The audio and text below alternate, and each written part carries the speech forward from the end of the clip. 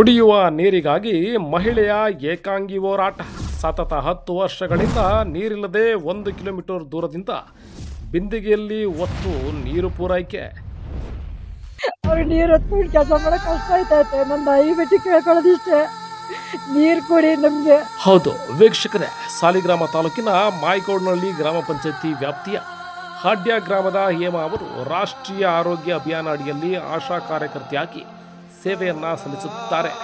ಸ್ವಚ್ಛತೆ ಆರೋಗ್ಯದ ಬಗ್ಗೆ ಸಾರ್ವಜನಿಕರಿಗೆ ಮಾಹಿತಿ ನೀಡುವ ಇವರಿಗೆ ಕುಡಿಯುವ ನೀರಿನ ಸಮಸ್ಯೆ. ಮನೆ ಕಟ್ಟುವಾಗ ಇಂದಿರಾ ಗಾಂಧಿ ಯೋಜನೆ ಮಂಜೂರಾತಿ ಪತ್ರ ನೀಡಿದ ಅಧಿಕಾರಿಗಳು ಕುಡಿಯುವ ನೀರು ಕೇಳಿದ್ರೆ ಡಾಕ್ಯುಮೆಂಟ್ ಫೇಕ್ ಅಂತಾರಂತೆ. ದಿನ ಬೆಳಗಾದ್ರೆ ಗೋಳು, ಕೇಳೋರ್ಯಾರು ಇವರ ಗೋಳು. ಅಯ್ಯೋ ದೇವರೇ, ನೀರು ಕೊಡಪ್ಪ ಅಂತ ಬೇಡಿಕೊಳ್ಳುವ ಪರಿಸ್ಥಿತಿ ನಿರ್ಮಾಣ ಆಗಿದೆ.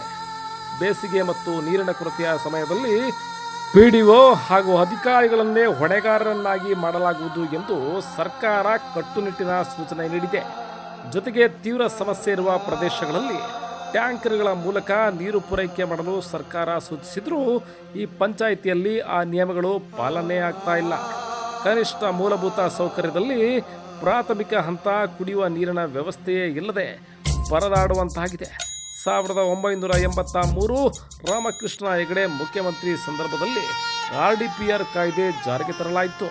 1993 RDPR ಜಾರಿಗೆ ಬರುತ್ತೆ.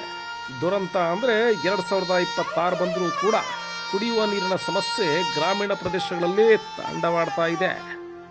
RJ ನ್ಯೂಸ್ ಮನೆ ಪರಿಶೀಲನೆಗೆ ಹೋದಾಗಲೂ ಕಂಡು ಬಂದಿದ್ದು ಹತ್ತಿರದಲ್ಲೇ ಇರುವ ವಾಟರ್ ಟ್ಯಾಂಕ್, ಮನೆಯಿಂದ ದೂರವಿದ್ದ ರಸ್ತೆ.